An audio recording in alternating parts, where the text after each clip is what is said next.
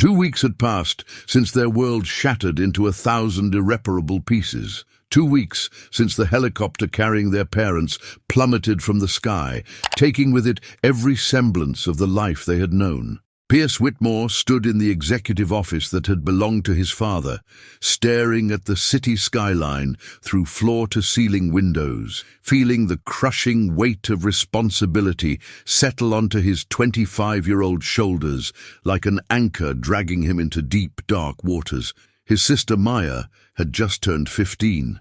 15 years old and orphaned, left in the care of a brother who, until 2 weeks ago, had been living the carefree existence of a young heir, attending parties, dating women whose names he rarely remembered, and treating life as an endless playground.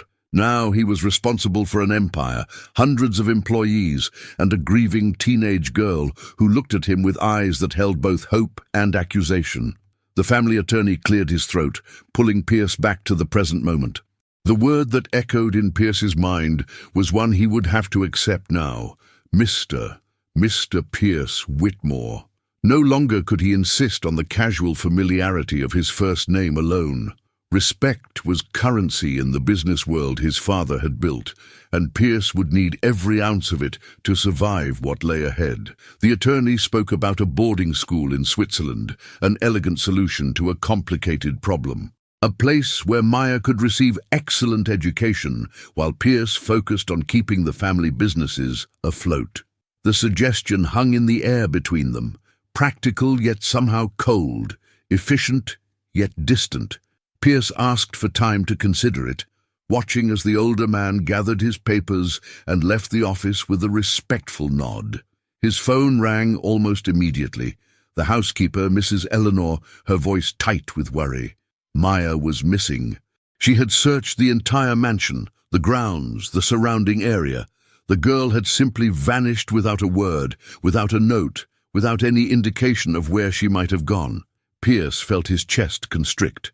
This was exactly what he had feared, exactly why the suggestion of boarding school both appealed to him and filled him with guilt. He was not equipped for this. He did not know how to be a parent, how to navigate the turbulent waters of teenage emotions, while simultaneously steering a corporate empire through the crisis of losing its founder. He drove home faster than he should have, his mind racing through possibilities, each one more terrifying than the last. Mrs. Eleanor met him at the door, her weathered face creased with concern. She had raised him, had been there for every scraped knee and childhood fear.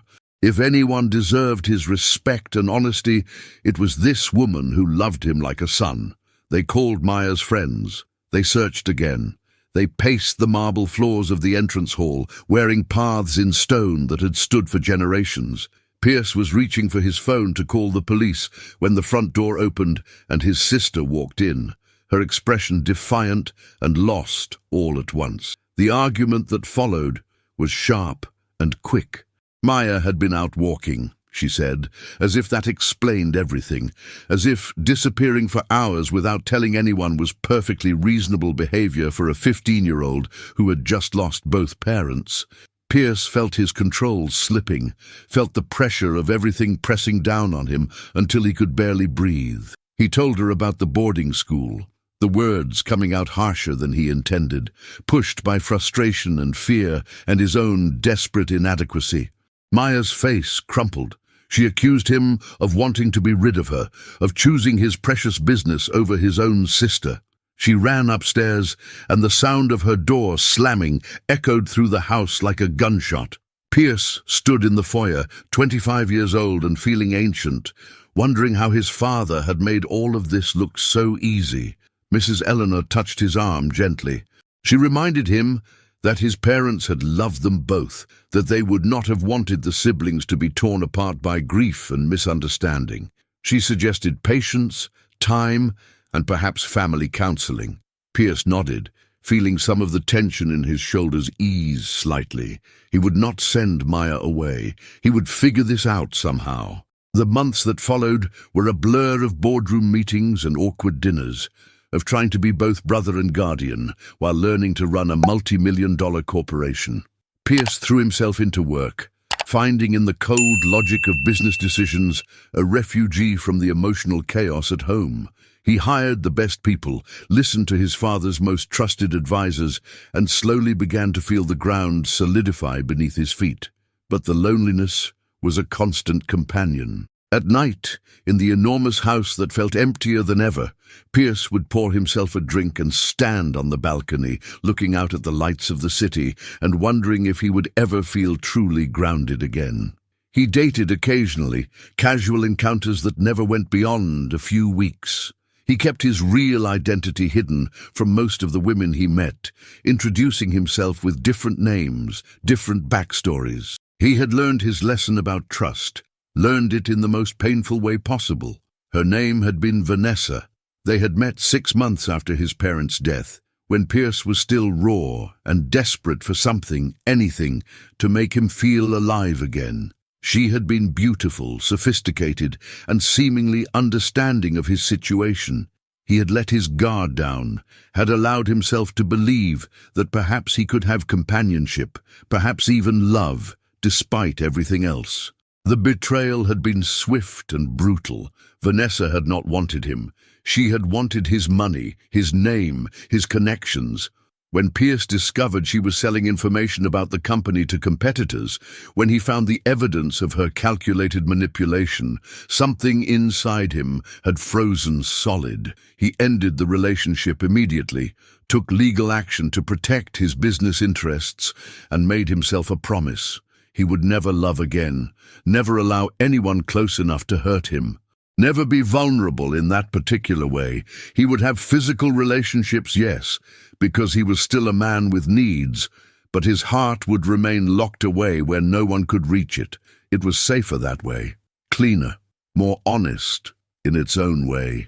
5 years passed.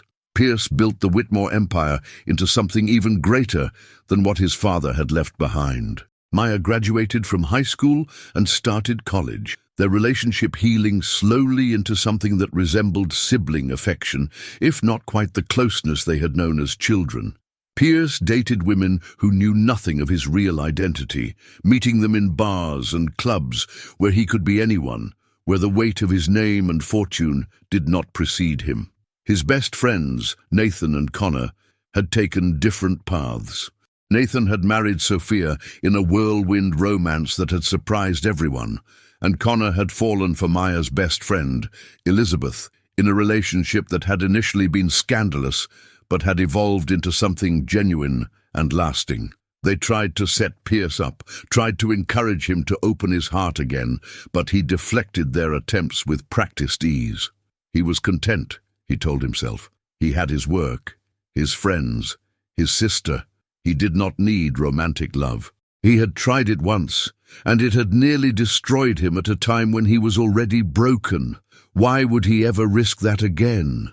Then Ariana Castellanos walked into his conference room, and everything Pierce had built to protect himself began to crack. She had been hired by the board of directors without his explicit approval, brought in to conduct an audit of company finances. Pierce resented the implication that his management needed scrutiny, resented the board's decision to go over his head, and resented most of all the young woman who stood before him with fire in her dark eyes and an attitude that suggested she was entirely unimpressed by his authority. Ariana was beautiful in a way that made Pierce's carefully constructed defenses feel suddenly inadequate. She had olive skin that spoke of Mediterranean heritage, long, dark hair pulled back in a professional ponytail, and a figure that her conservative business suit could not entirely hide. But it was her eyes that captured him, deep brown and intelligent, regarding him with something that looked uncomfortably like judgment. Their first meeting was a disaster. Pierce was cold and dismissive, treating her like an inconvenience rather than a professional hired to do a job. Ariana met his attitude with cool professionalism, refusing to be intimidated by his wealth or his reputation. She presented her credentials calmly, outlined the scope of the audit, and made it clear that she would be doing her job thoroughly, regardless of his cooperation. Pierce found himself simultaneously attracted to and irritated by her. She reminded him uncomfortably of his father, who had never tolerated arrogance or laziness, who had demanded excellence and integrity from everyone around him. Ariana carried herself with that same quiet confidence, that same unshakable sense of her own competence. What Pierce did not know was that Ariana Castellanos had her own reasons for being in the United States, her own secrets that she guarded carefully. She had been born in Greece, the daughter of a powerful and controlling man who had run his family like a business, expecting obedience and offering little in the way of affection or understanding. Her father had arranged a marriage for her when she was 22, to a man twice her age who would expand the family's business interests. Ariana had refused. The rebellion had been quiet, but absolute. With the help of her childhood friend Sophia, she had fled Greece in the middle of the night, taking only what she could carry and leaving behind everything she had known. They had come to the United States with student visas, enrolling in university and working multiple jobs to support themselves. Ariana had discovered a talent for accounting, for the logical beauty of numbers and the satisfaction of finding patterns in financial chaos. She had studied relentlessly, graduated at the top of her class, and built a reputation as one of the most thorough and honest auditors in the city. She lived modestly, sent money to her mother in secret, and tried not to think about the father who had disowned her for her disobedience. She had no patience for entitled rich men who thought their wealth put them above scrutiny. Pierce Whitmore, with his expensive suits and cold demeanor, represented everything she had learned to distrust. She approached the audit with professional determination, ready to find whatever inconsistencies or problems existed in his company's finances. What she found instead was a meticulously run organization, financial records that were models of transparency and efficiency, and a CEO who, despite his youth and attitude, clearly understood every aspect of his business. Ariana spent long hours poring over reports, interviewing department heads, and examining transaction records. She found nothing irregular, nothing suspicious, nothing that would justify the board's apparent lack of confidence in Pierce's leadership. She also found herself thinking about him more than was professionally appropriate. He was infuriating, yes, but he was also brilliant. She watched him in meetings, saw how he commanded respect without demanding it, how his employees genuinely seemed to admire him, despite his sometimes cold exterior. She noticed small things, the way he always remembered people's names, how he would stay late to help solve problems, even when it was not his responsibility. The photograph on his desk of a smiling young woman who Ariana learned was his sister. Pierce, for his part, found himself equally preoccupied with Ariana. He told himself it was annoyance, that he simply wanted her audit finished so she would leave and he could return to normal operations. But he noticed things he should not have noticed. The way she bit her lower lip when she was concentrating, the faint scent of jasmine that lingered in conference rooms after she had been there, the rare smile that transformed her face from merely pretty to absolutely radiant. He began finding excuses to check on her progress, dropping by her temporary office with questions that could have been handled by email. She would look up from her computer, her reading glasses sliding down her nose, and regard him with that same measuring gaze that made him feel simultaneously defensive and exposed. One evening, Pierce worked late finishing a proposal for a new acquisition. He assumed he was alone in the building, the cleaning crew having finished hours ago. When he left his office, he was surprised to see light coming from under the door of Ariana's workspace. He hesitated, then knocked softly. She opened the door looking exhausted, her hair escaping from its usual neat arrangement, her blazer discarded to reveal a silk blouse that clung to curves that Pierce absolutely should not have been noticing. They stood there for a moment, neither speaking, and Pierce felt something shift in the air between them, something electric and dangerous. He asked if she needed anything, if there was a problem with the audit. She shook her head, explained that she was simply being thorough, that she took her work seriously.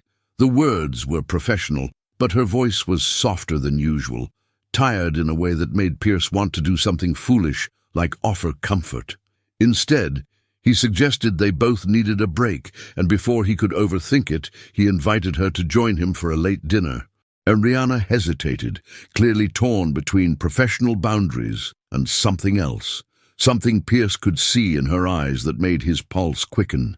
Finally, she agreed, just this once, because she was hungry and it was late, and surely there was no harm in two people sharing a meal. They went to a small restaurant Pierce knew, a place far from the usual haunts of the business elite, where they could be just two people rather than CEO and auditor.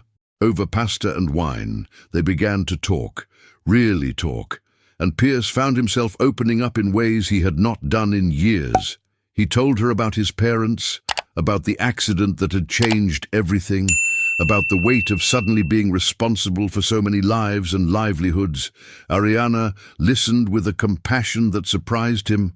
She asked thoughtful questions, offered no platitudes or easy answers, simply gave him the space to speak truths he had shared with almost no one. When she shared her own story, carefully edited to omit certain details about her father, Pierce felt a connection forming that terrified him as much as it attracted him. They left the restaurant late, both aware that something had changed between them, but neither willing to name it. Pierce drove her home, pulling up in front of her modest apartment building, a stark contrast to the mansion where he lived. He walked her to her door, and they stood in the dim hallway, close enough that he could feel the warmth radiating from her body.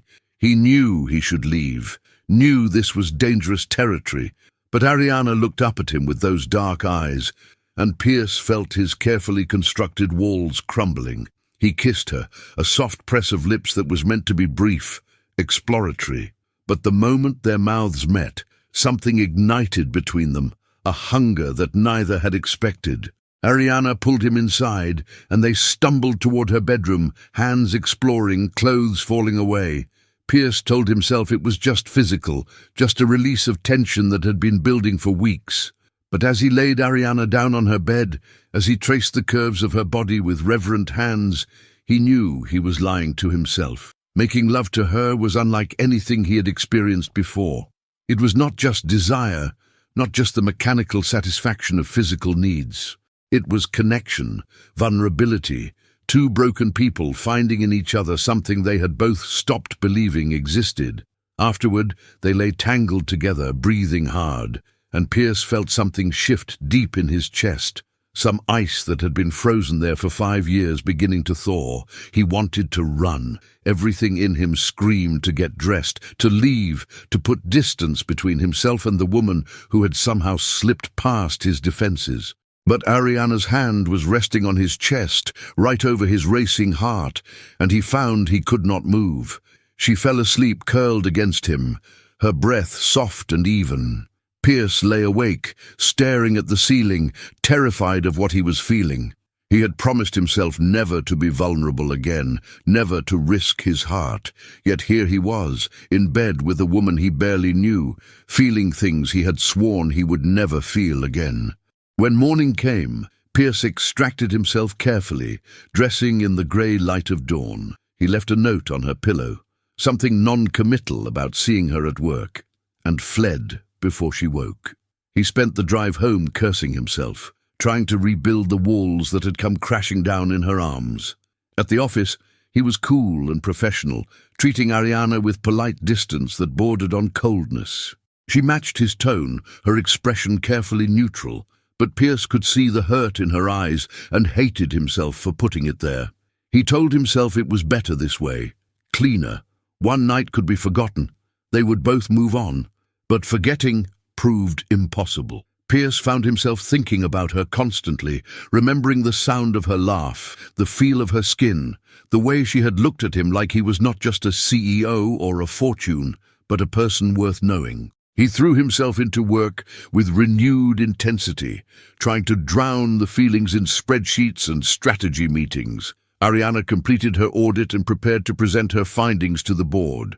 She had found nothing wrong, nothing that would justify the board's concerns. In fact, her report praised Pierce's leadership and the company's financial health. She should have felt proud of her thoroughness. Instead, she felt empty, because the job was done and she would have no reason to see him again. The night before her presentation, Pierce appeared at her door. He stood in the hallway looking wrecked, his usually perfect appearance disheveled, his eyes haunted. He told her he could not stop thinking about her, could not pretend that what had happened between them meant nothing. He told her about Vanessa, about the betrayal that had made him swear off love. He told her he was terrified, but he needed to try, needed to see if what he felt was real. Ariana let him in, not into just her apartment, but into the guarded spaces of her own heart. She told him about her father, about the arranged marriage, about the desperate flight from Greece. She told him she understood fear, understood the instinct to protect oneself at all costs. But she also told him that some things were worth the risk, that living in fear was not really living at all. They made love again, slower this time, with a tenderness that went beyond physical desire. Pierce held her afterward, feeling something settle in his chest, a sense of rightness he had not known he was missing.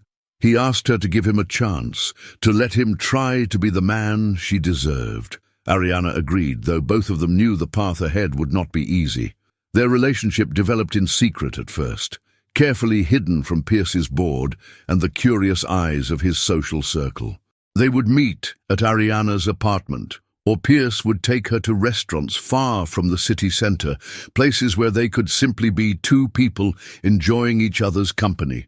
He learned the details of her life in America, met her friend Sophia, heard stories about the struggles of building a life from nothing in a foreign country. Ariana, in turn, was introduced to Pierce's world gradually.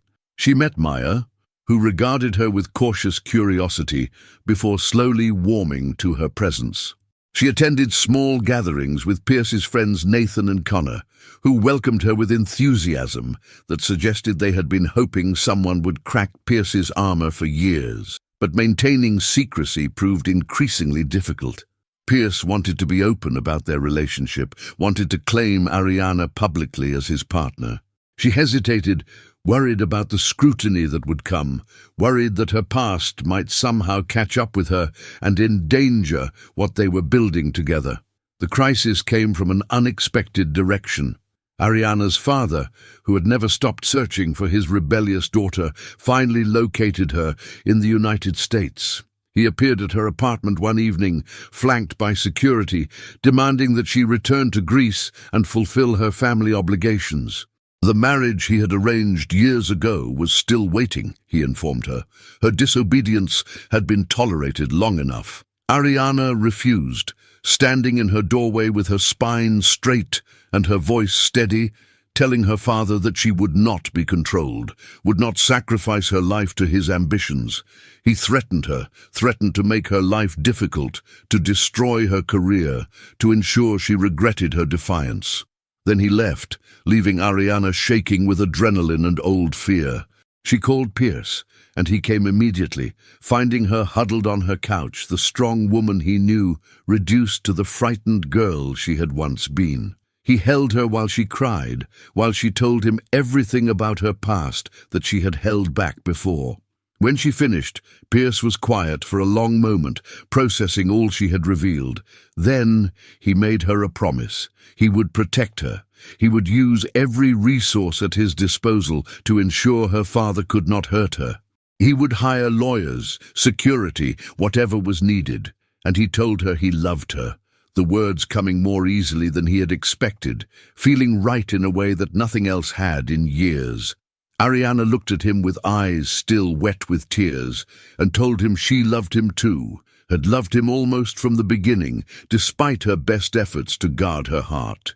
They held each other as night fell outside, two people who had each survived their own forms of trauma, finding in each other the courage to face whatever came next.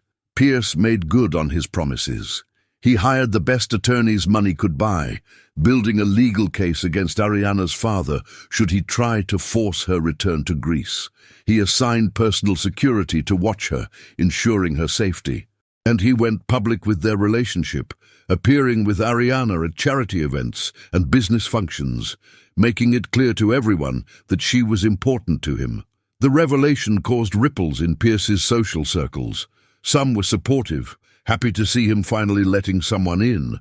Others were skeptical, questioning Ariana's motives, wondering if she was another Vanessa in the making. The board of directors raised concerns about potential conflicts of interest, given Ariana's role in auditing the company. Pierce addressed each concern methodically. He was transparent about the relationship, about how it had developed after the audit was substantially complete. He stood by Ariana when gossip columnists tried to dig into her past, when speculation ran rampant about the mysterious Greek woman who had captured the heart of one of the city's most eligible bachelors. For Ariana, the scrutiny was intense and sometimes painful. She was not accustomed to being in the spotlight, had built her life on quiet competence and anonymity. Now photographers followed her to work, society bloggers analyzed her fashion choices, and people she had never met had opinions about her relationship.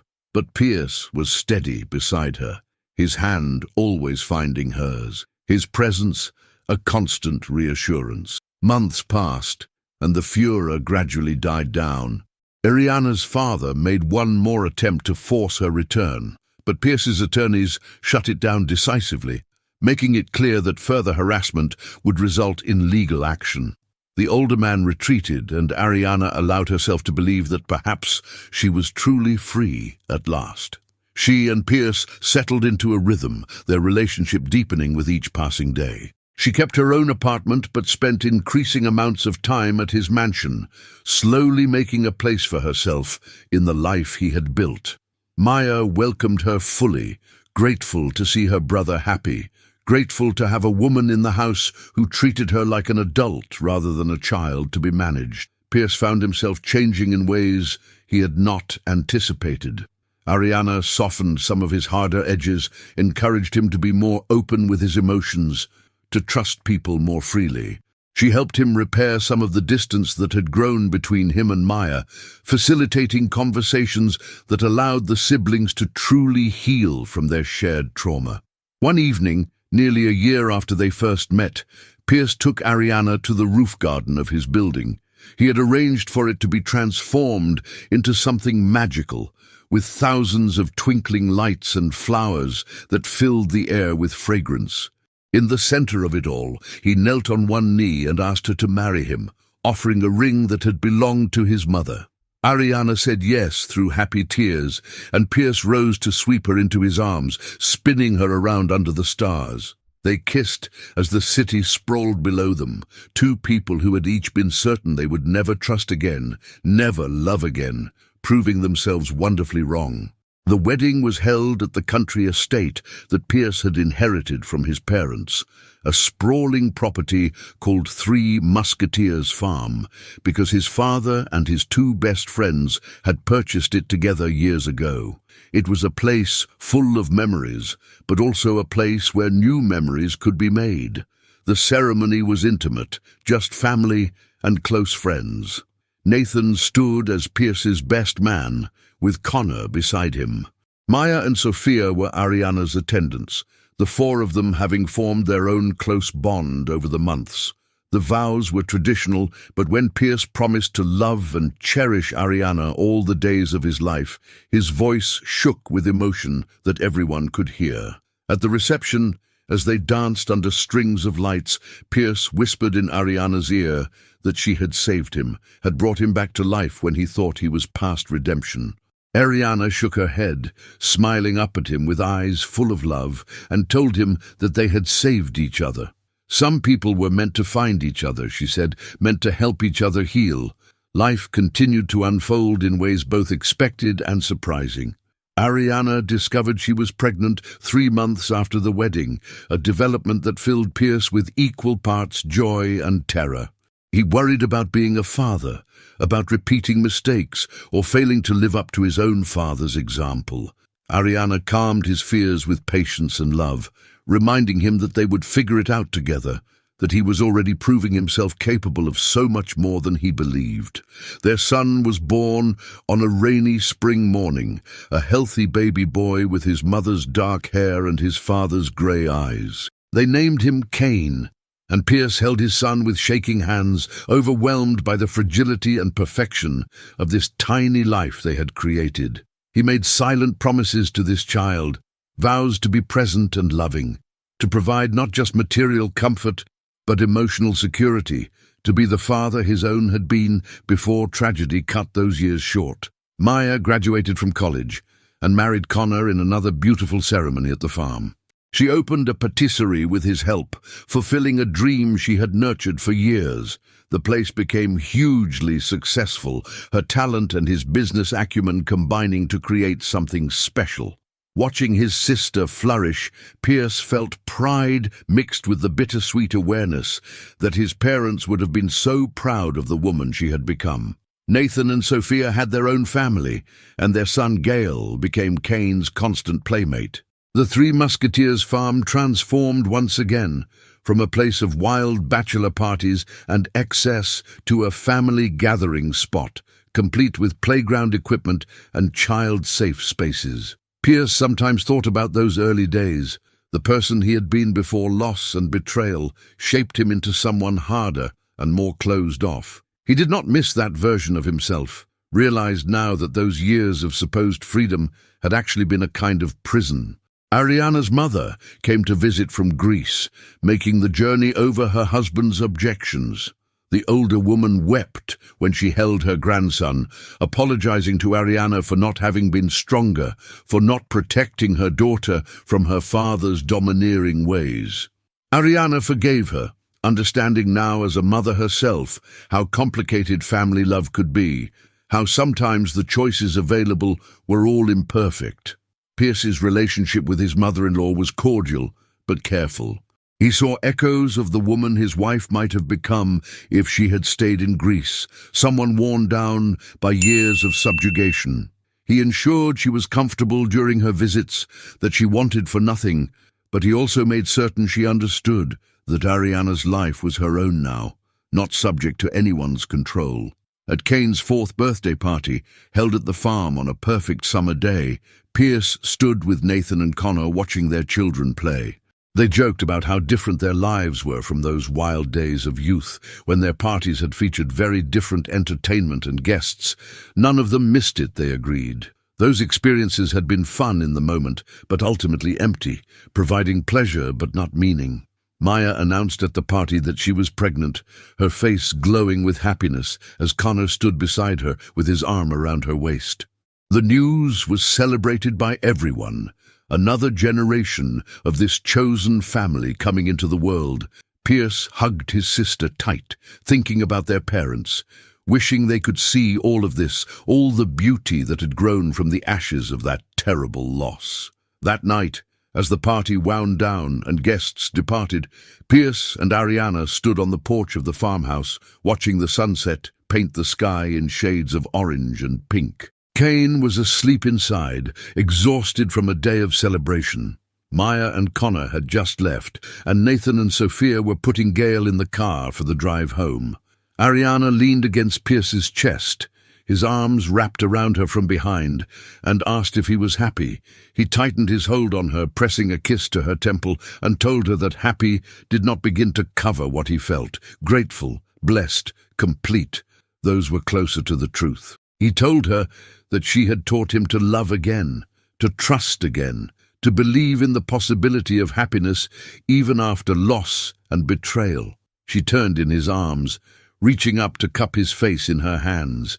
She reminded him that he had done the same for her, had given her safety and love and a family when she had been alone in a foreign country with nothing but determination and hope. They had healed each other, she said, had been brave enough to risk their guarded hearts for the possibility of something real.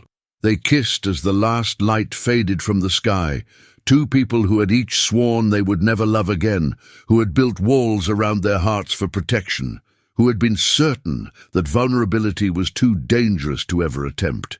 They had been wrong, gloriously wrong, and the life they had built together was proof that sometimes the greatest risk yields the greatest reward.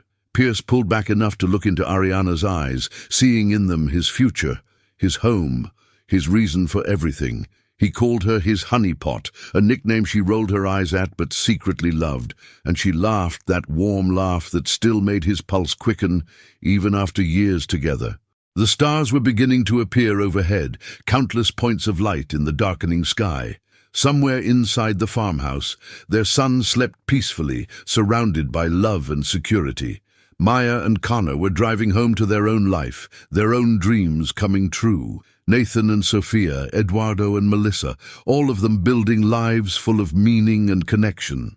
Pierce Whitmore, who at 25 had been drowning in responsibility and certain he would never trust again, who at 30 had still been guarding his heart against any possibility of real intimacy, now at 35 stood on the porch of his family's farm with his wife in his arms and his son sleeping inside and his sister about to have her own child. And he felt something he had not felt since before his parents died. He felt whole. He felt at peace.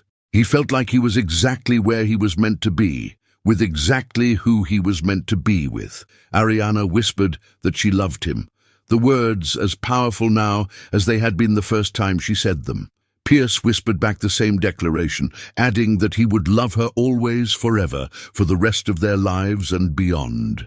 She smiled, that radiant smile that had first captured his attention all those years ago in a conference room where she was supposed to be auditing his company, and instead had audited his heart, finding it not bankrupt as he had believed, but simply waiting for the right person to invest in it. They went inside together as full darkness fell, hand in hand, ready for whatever the future would bring, knowing that whatever challenges arose, they would face them together. The CEO, who had refused to love again, had learned the most important lesson of his life, that love was not a weakness, but a strength, not a vulnerability, but a foundation, not a risk to be avoided, but a gift to be cherished.